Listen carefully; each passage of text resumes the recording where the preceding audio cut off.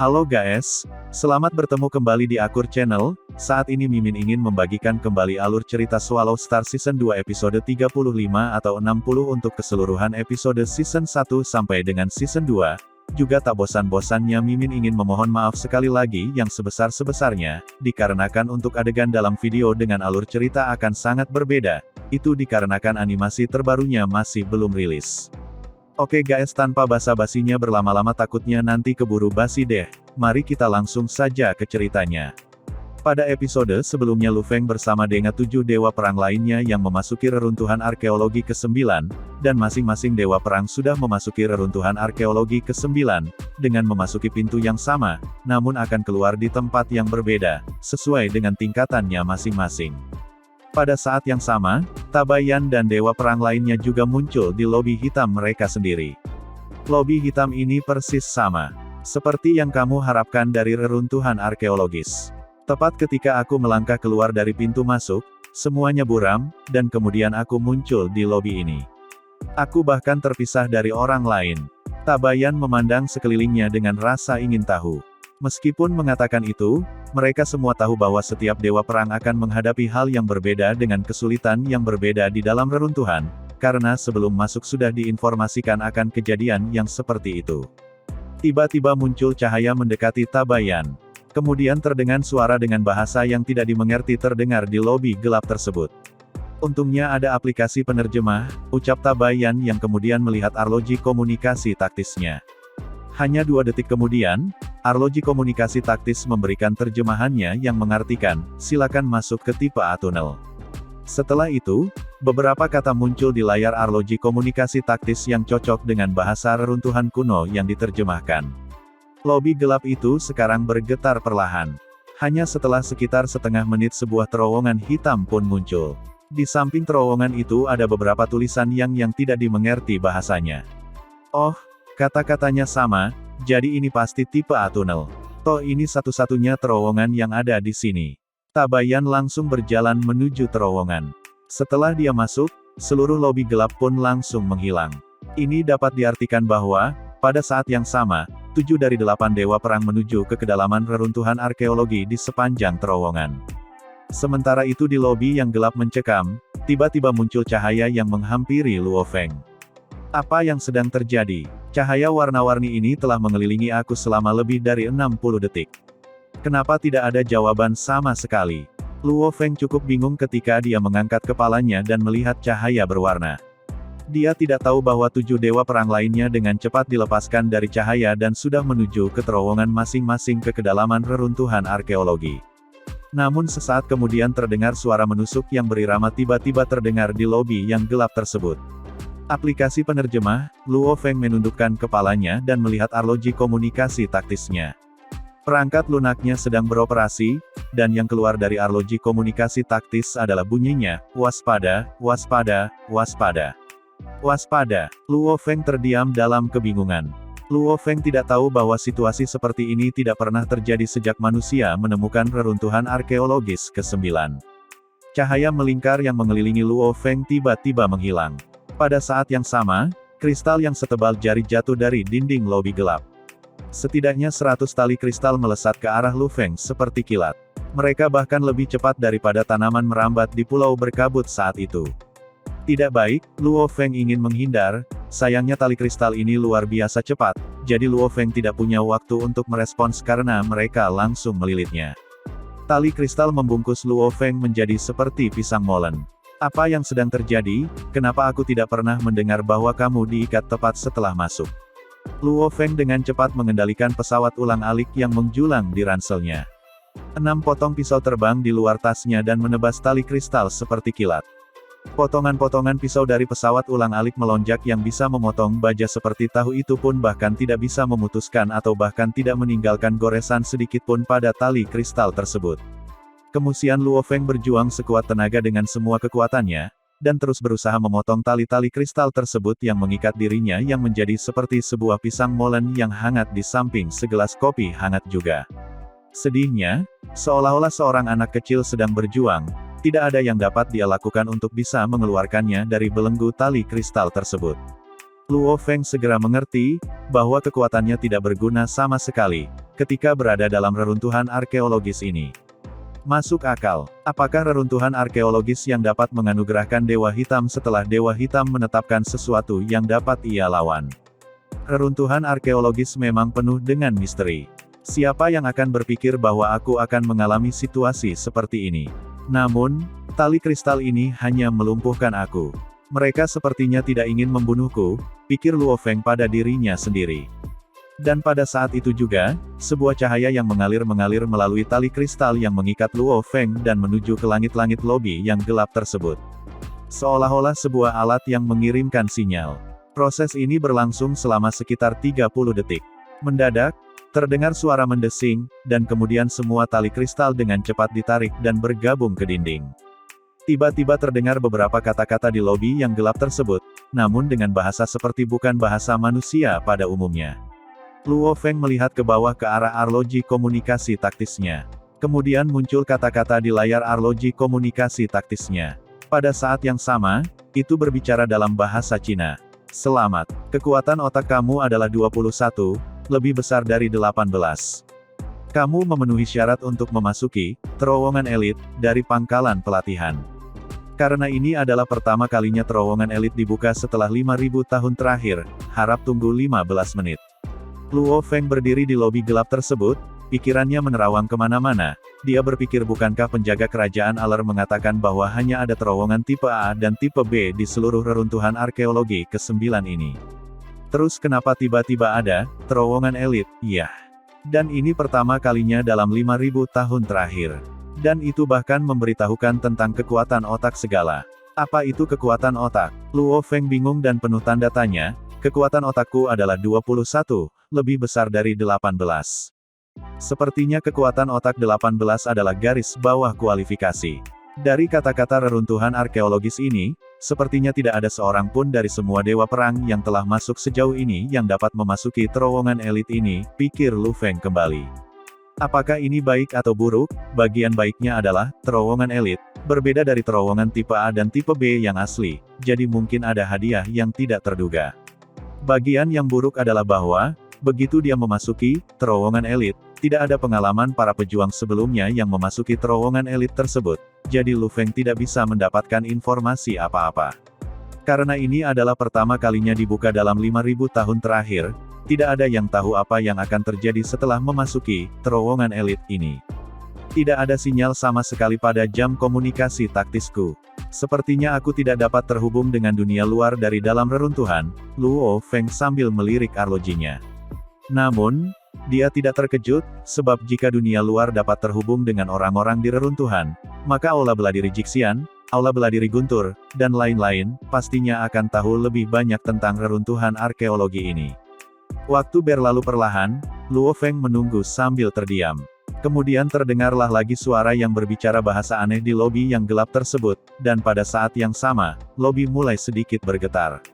Luo Feng menundukkan kepalanya dan melihat arloji komunikasi taktisnya, yang menerjemahkan kata-kata, silakan masuk ke terowongan elit.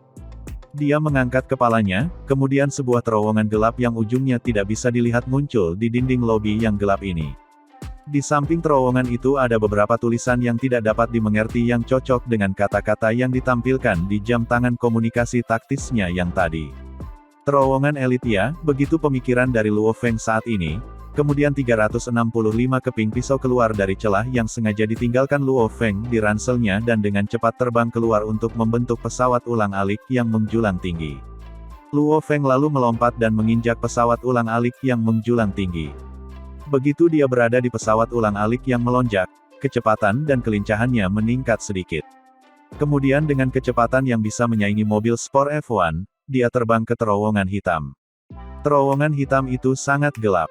Setelah terbang sekitar 500 meter, Luo Feng akhirnya melihat beberapa jalur baru di jalan di depannya. 9 jalur. Labirin. Luo Feng mengerutkan keningnya. Menurut apa yang dikatakan penjaga kerajaan, Aler, dan pengalamannya sendiri, dia tahu bahwa reruntuhan arkeologis ke-9 ini menggunakan jenis pelatihan diskualifikasi, sehingga memiliki semua jenis bentuk pelatihan. Labirin muncul. Untuk apa? Luo Feng bingung. Oke, pertama-tama aku akan memilih jalan setapak, pikir Lu Feng. Luo Feng terbang ke jalur pertama dari kiri, kemudian hanya sesaat, 9 jalan lain muncul di ujung jalan ini. Sial, muncul 9 jalan lagi, pada tingkat ini, bahkan ahli terhebat akan tersesat. Luo Feng dengan hati-hati memeriksa sekelilingnya. Di sekelilingnya ada terowongan kuno yang dibentuk oleh cabang-cabang pohon hitam. Tidak ada yang mencurigakan saat ini. Ketika memasuki terowongan sejauh sekitar 300 meter dari Luo Feng, tiba-tiba bayangan hitam buram merembes keluar dari dinding di jalan setapak yang terbuat dari cabang-cabang pohon hitam. Dalam sesaat, seolah-olah air menetes, bayangan hitam jatuh ke lantai jalan. Perlahan-lahan datang secara bersamaan, dan kumpulan tetesan hitam tersebut berubah menjadi orang berjubah hitam mengenakan topeng abu-abu perak. Hal yang sama terjadi di jalur lain. Di 9 jalan di depan Luo Feng dan 9 jalan di belakang Luo Feng. Masing-masing jalan memunculkan seorang pria berjubah hitam mengenakan topeng abu-abu perak. Sebanyak 18 pria berjubah hitam mulai berkumpul yang seperti akan menghampiri Luo Feng. Orang-orang, Luo Feng melihat seorang pria berjubah hitam keluar dari jalan yang jauh dengan pandangan sekilas. Pria berjubah hitam ini mengenakan topeng abu-abu perak dan memiliki mata hijau. Matanya mengungkapkan niat membunuh yang tidak dibayangkan kejamnya. Kemudian dari tempat lain lagi muncul kembali seorang pria berjubah hitam. 3, 4, 5, 6 sampai dengan 8, bahkan sampai 9 orang pria. 9 pria berjubah hitam berdiri di depan 9 jalan, mata hijau mereka dipenuhi dengan niat membunuh saat mereka menatap Luo Feng. Tiba-tiba terdengar raungan dari arah belakang Luo Feng. Ada 9 di belakangku juga. Kekuatan spiritual Luo Feng dengan jelas menemukan bahwa ada 9 pria berjubah hitam menuju ke arahnya satu langkah pada satu waktu ketika mereka menggeram pelan. Mendadak, muncul suara-suara mendesing. 9 pria berjubah hitam di belakang menyerbu ke arah Luo Feng di sepanjang terowongan seperti kilat. 9 pria berjubah hitam di depan melakukan hal yang sama. Setiap pria berjubah hitam dipenuhi dengan niat membunuh saat ini sama-sama melakukan penyerangan ke arah Luo Feng. Aku tidak bisa terjebak di antara mereka di terowongan ini, atau aku akan berada dalam masalah besar dari dua serangan bercabang ini. Dengan kakinya di atas pesawat ulang-alik melonjak dan perisai heksagonal dan pedang hantu di tangan, Luo Feng maju ke depan seperti hantu merah darah. Mata Luo Feng menjadi dingin, 6 bilah pisau melengkung menari seperti kupu-kupu mengambang. Pisau-pisau Luo Feng segera menyerang pria berjubah hitam yang berusaha mendekati Luo Feng. Pria berjubah hitam menahan dengan sarung tangan abu-abu perak di tangannya. Namun dikarenakan setiap bilah pisau Luo Feng berkekuatan lebih dari 500.000 kg daya benturan, dan ke-6 bilah pisau Luo Feng tersebut menyerang pria berjubah hitam pada saat yang sama. Seperti bola meriam, pria berjubah hitam itu terbang keluar setelah berbenturan dengan pisau terbang Luo Feng. Ketika dia terbang meluncur menuju keluar dari terowongan, kemudian dia pun menabrak pria berjubah hitam lainnya yang ada di belakangnya. Sehingga 9 pria berjubah hitam di terowongan di belakang Luo Feng jelas tidak dapat mengejar Luo Feng. Namun, 8 pria berjubah hitam lainnya yang berada di depan tidak mau hancur sendirian, kemudian, mereka memblokir jalan yang akan dilalui Luo Feng secara bersama-sama. Sementara itu Luo Feng berkata dalam hatinya, mereka yang menghalangi aku akan mati, gumam Luo Feng. Luo Feng menerobos maju ke arah depan dan, kecepatan Luo Feng melaju hingga batasnya. Kecepatan yang mengerikan yang mencapai 1000 meter per detik, yang menyebabkan ledakan sonik, dan ke-6 potongan pisau di depan Luo Feng membersihkan semua rintangan yang ada di depan Luo Feng. Namun, 8 pria berjubah hitam menyerang dengan gila di depan terowongan di depan ketika mereka melambaikan tangan kanan mereka yang memakai sarung tangan abu-abu keperakan. Pada saat dia menyerbu keluar dari terowongan, pesawat ulang-alik yang menjulang melaju seperti busur dan melaju ke kanan. Luo Feng mencoba membuat serangan ke satu target kepada si pria berjubah hitam yang berada di sebelah kanan. Dan tangan kiri Luo Feng memegang perisai, siap untuk menangkis segala kemungkinan serangan. Dan kemudian 3 tinju berat menabrak perisai yang dipegang Luo Feng. Setiap kepalanya seberat gunung dan lebih dari 100.000 kg. Syukurlah ketiga tinju itu tidak mendarat pada waktu yang bersamaan. Kalau tidak, Luo Feng mungkin bisa saja mati hanya karena getarannya saja. Mata Luo Feng tidak memperhatikan pria berjubah hitam lainnya. Dia fokus menyerang pria berjubah hitam di sebelah kanan. Kemudian ke-6 bilah pisau terbang menyerang dengan kejam ke kepala dan leher pria berjubah hitam itu. Ketika pria berjubah hitam di kanan mengaum dengan marah, dia mengayunkan kedua tangannya seperti kilat. Sayangnya, Potongan pisau Luo Feng terlalu cepat lebih dari mah 10. Dua di antaranya berhasil memotong leher pria berjubah hitam itu. Potongan bilah pertama bahkan tidak bisa memotong 1 mm. Namun, bilah pisau kedua menebas setengah dari leher. Pada saat itu Luo Feng, yang bergerak dengan kecepatan lebih dari 1000 meter per detik, meraung saat matanya menjadi merah, pedang hantu di tangan kanannya langsung berubah menjadi petir. Saat Luo Feng berada di pesawat ulang-alik melonjak, bergerak dengan kecepatan lebih dari 1000 meter per detik, sepenuhnya menggunakan tahap keempat dari pedang petir 9 tahap, dan menggunakan teknik petirnya pada pedang ini adalah serangan terkuat Luo Feng yang pernah dilakukan. Pedang itu secara langsung menebas pria berjubah hitam yang terluka parah, kemudian terdengar sebuah ledakan, pertama pedang itu menebas, dan kemudian seluruh tubuh Luo Feng menabraknya. Pria berjubah hitam itu hancur berantakan oleh tebasan pedang petir Luo Feng. Pria berjubah hitam lainnya semakin marah dan bergerak seperti kilat. Masing-masing dari mereka berlari dengan kecepatan 800 meter per detik, yang jauh lebih cepat daripada kecepatan Liao, dan masing-masing dari mereka menyaingi Phantom Demon Katalan. Termasuk pria berjubah hitam yang Luo Feng hindari sebelumnya. 17 pria berjubah hitam dengan kecepatan penuh mengejar Lu Feng. Sudah terlambat untuk kalian, Luo Feng akhirnya sampai ke terowongan yang sangat tepat seperti kilat. Dengan kecepatan supersonik pula, Luo Feng segera meninggalkan bayangannya, setelah kecepatannya di pesawat ulang-alik melonjak mencapai 1300 meter per detik, yang 500 meter per detik lebih cepat daripada 17 pria berjubah hitam. Jadi hanya dalam beberapa detik, Luo Feng telah jauh meninggalkan 17 pria berjubah hitam itu. Meskipun begitu, Luo Feng terus terbang di jalur demi jalur selama setengah menit sebelum berhenti. 9 jalan demi 9 jalan, kemudian setelah 9 jalan ada 9 jalan lagi, dan tidak ada ujungnya, gumam Lu Feng sambil terus bergerak secepat kilat. Mereka bisa saja dapat menemukanku setelah semua ini, desain labirin ini mengejutkan Luo Feng. Dalam hal kompleksitas, labirin ini cukup sederhana.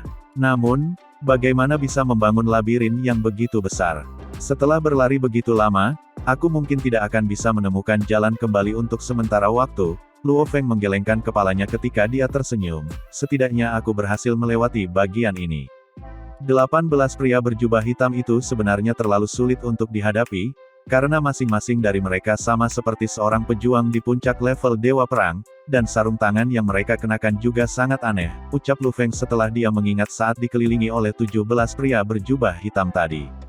Namun saat ini, Luo Feng tidak memiliki kepercayaan diri untuk bertahan hidup tanpa set dewa hitamnya.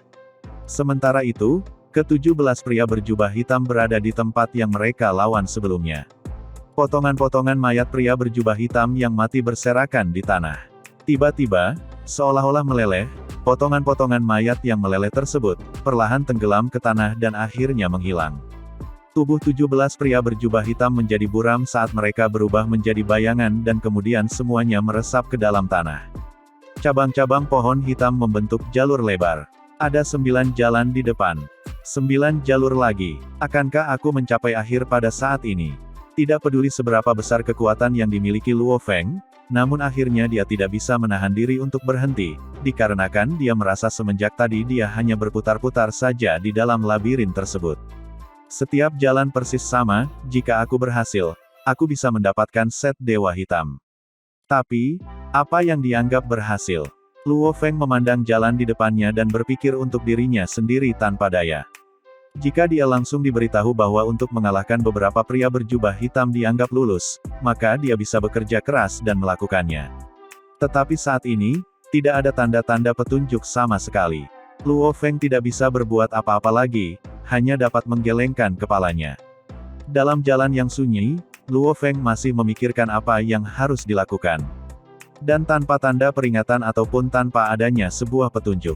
Tiba-tiba seperti aliran hujan, muncul cahaya transparan mengalir turun dari atas. Cahaya transparan yang mengalir ini langsung membentuk rumah kristal yang tingginya 5 meter dan lebarnya 8 meter. Kemudian cahaya yang membentuk kristal itu langsung mengurung Luo Feng, dengan kecepatan yang tidak dapat dihindari terlebih dahulu oleh Luo Feng, sehingga membuat Lu Feng langsung terkurung di dalam bola kristal tersebut. Apa yang sedang terjadi? Aku belum bisa bergerak sedikit pun, tapi tiba-tiba aku sudah berada dalam bola kristal ini. Gumam Luo Feng memandang rumah kristal ini dengan heran, kemudian Lu Feng berpikir, dia dapat segera menghancurkan di dinding bola kristal yang mengurungnya. Kemudian Lu Feng melemparkan 6 pisau terbangnya ke arah dinding bola kristal yang mengurungnya. Rumah kristal itu sedikit bergetar, namun tidak ada sedikit pun retak pada kristal tersebut, bahkan serangan pisau terbang Lu Feng tidak meninggalkan goresan sedikit pun. Terbuat dari apa bola kristal ini? Gumam Lu Feng, bahkan jika berlian asli sudah pasti akan berubah menjadi jika terkena serang pisau terbang Lu Feng. Sejenak Lu Feng agak takut. Total kekuatan hantamannya lebih dari 3 juta kilogram, yang menghantam dinding bola kristal yang berdiameter 5 cm tersebut. Tapi kenapa tidak ada goresan sedikit pun, tanya Lu Feng dalam hati, merasa heran. Tiba-tiba di saat Lu Feng sedang berusaha menghancurkan dinding bola kristal tersebut, kemudian terdengarlah suara misterius bergema di dalam rumah kristal itu dalam beberapa saat lamanya. Lu Feng merasa sangat senang. Reruntuhan arkeologis akhirnya memberi petunjuk. Dia dengan cepat melihat ke bawah ke arah jam tangan komunikasi taktisnya dan aplikasi terjemahannya segera menerjemahkan seluruh petunjuk tersebut. Siswa elit Lu Feng, ujianmu, misi kematian, telah resmi dimulai. Untuk durasi, kamu akan menerima makanan dan air.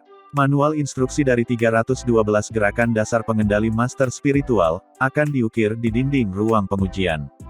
Setelah mempelajari 312 gerakan ini, kamu akan memiliki kesempatan untuk keluar dari ruang pengujian, begitulah arti petunjuknya.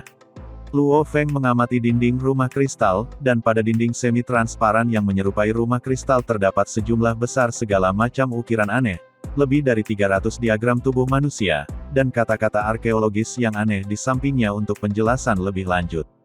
Lu Feng merasa semua itu akan membuat dirinya kesusahan jika hanya dengan melihat saja. Ini tampaknya menjadi dasar dari pengontrol master spiritual. Hanya dasar-dasarnya, gumam Lu Feng. Kemudian Lu Feng menerjemahkan kembali petunjuk selanjutnya yang berbunyi.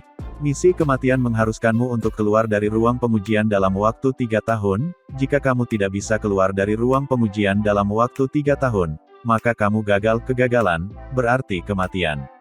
Dan scene ini pun mengakhiri cerita Swallow Star episode 35 atau episode ke-60, jangan lupa untuk subscribe dan like, juga komennya ya guys. Semoga semuanya dalam keadaan sehat-sehat, dan salam sukses selalu ya guys. Sampai jumpa kembali di episode selanjutnya, bye-bye.